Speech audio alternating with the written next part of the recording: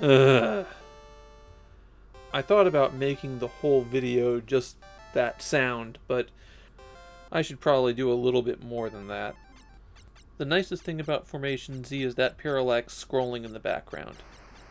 That's a pretty good effect on the Famicom in 1985.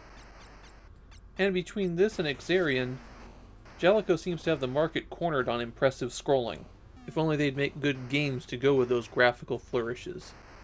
Originally an arcade game, Formation Z merges run and gun and shoot 'em up. You start out as the giant robot running along the ground, but if you hold down the jump button, you transform into a jet and fly through the air for a while. Your time as a jet is limited by the amount of fuel that you have. It drops at the rate of about a point every half second, and you can pick up the fuel canisters along the ground to get 10 back. There's one of the stranger things about Formation Z, and one of the many gameplay problems with it. Enemy patterns and pickups aren't fixed.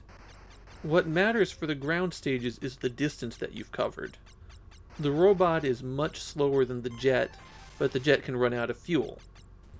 And if you run out of fuel, you just crash and die. The canisters only appear along the ground and they are very close to it, so it's tricky to get a feel for how close you have to go to get those. And they're also random. So you could fly for a while without seeing one of those canisters. And that becomes a serious problem at the end of the ground stages. After you've fought your way through, you take to the skies to fly over the water. And you have to have 84 fuel to make it from the end of the previous ground stage to the beginning of the next. There are no fuel pickups over the water, so if you didn't have the gas, then you're out. So it's better to stay in robot form, right? It's true that you're more likely to survive if you stay in robot mode, but it turns the game into a real slog. The robot can shoot ahead or up and down at about a 30-degree angle. And there's lots of enemies on the ground who the robot's shots just go right over. The robot never stops moving forward, so you have to time your shot perfectly to hit them. The arcade is much more forgiving about this, with larger enemies, more generous hitboxes, and the robot there can actually back away from things. While on the Famicom, your backward speed is the exact speed that the objects are moving toward you. I developed a strategy of flying for a few seconds, then transforming back to the robot until I was refueled, then flying back and forth to repeat that. One other feature of Formation Z is that you can charge your shot.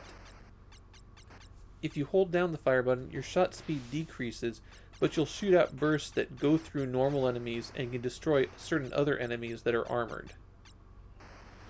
Watch out when you do that to tanks though. Sometimes part of the tank sprite remains behind and you'll run into that. Another annoying enemy behavior are those green balls on the ground. Sometimes when you approach them, they bounce up into the air. Sometimes they just stay sitting on the ground. How you dodge them depends on which behavior they have, but you can't know which behavior they have until they do it. I started just transforming into jet mode for a few seconds to fly over them. You can also time a downward shot perfectly, but it's really tight timing. There's 6 stages in Formation Z, and they alternate between a ground mode and an aerial mode. At the end of the 4th and 6th stages, there are bosses. They only take 1 charged shot to their vulnerable point to defeat. The fuel counter doesn't run down while you're fighting the bosses either. Formation Z has a bit of the same problem that Xarian did, where it feels a bit sluggish and unresponsive. In Xarian, at least that seemed to be intentional. Here it just feels sloppy. The only other thing of interest with Formation Z that I can think of is that it's the first Famicom game developed by Hecht. Hecht made the original arcade game, and the sources I've found indicated that they helped with the Famicom port as well. Hecht will go on to be a second-tier publisher for the system. The arcade Formation Z had really tiny enemies, and it isn't much fun to play. The Famicom version took that and made everything smaller, and made it much worse to play. It's not the worst thing we've seen on the Famicom so far, but it's down there.